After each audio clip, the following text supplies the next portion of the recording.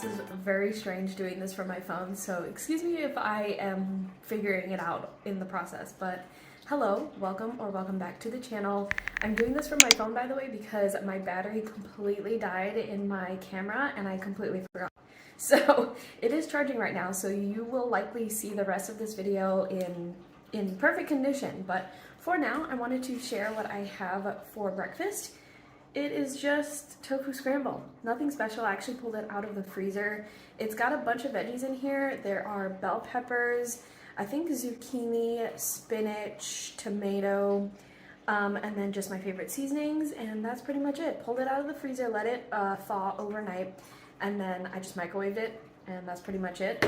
And then I also have a coffee. We had like a gift card from Starbucks from somebody, so we just ended up getting some coffee. This is a soy latte with 2 shots of espresso, and I spilled it, but there you go, that's breakfast. Okay friends, hello. I am so sorry about earlier this morning when I had to record from my phone. I completely forgot that the battery was dead, and I've never had a situation where it was so dead that it refused to record anything. So anyway, I am having lunch right now, and I'm doing a bit of like soup and toast kind of thing, and I'm trying out this soup. I've never had this soup before, but I did have a soup recently from Trader Joe's that was like in a very similar container and stuff, and it was like their roasted butternut squash soup. And that soup was so good. I have to go back and get it again. Highly recommend. It was delicious. But this one looked similar-ish, so I decided to give it a try.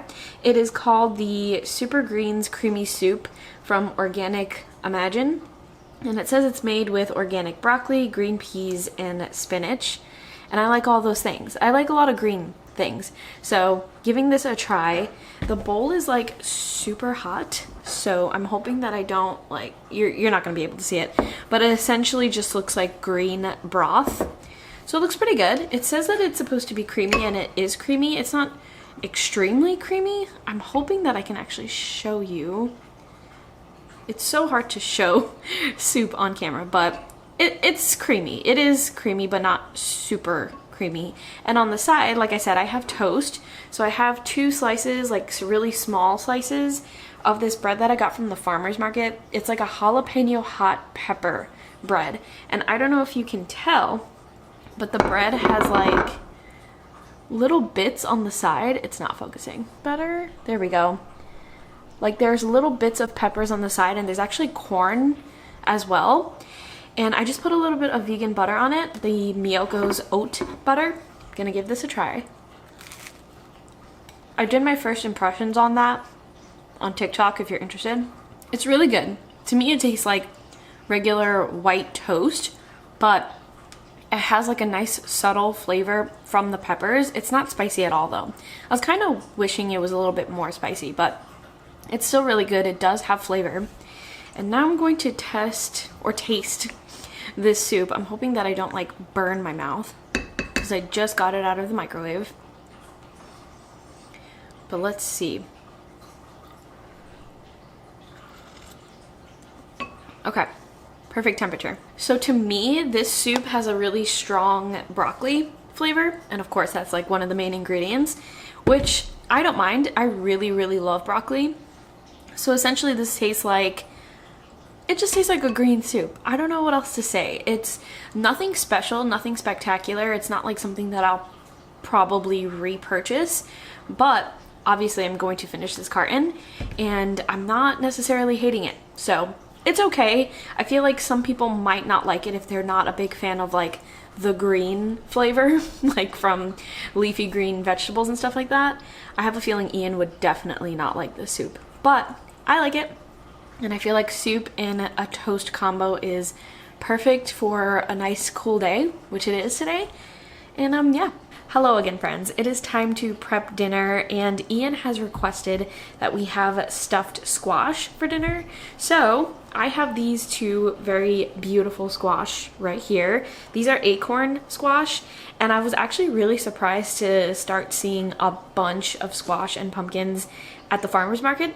already, so had to grab these two up. I like that they're like not too big, so I can go with a small one and it'll be enough for me, or I can go with a slightly larger one and that'll be good for Ian.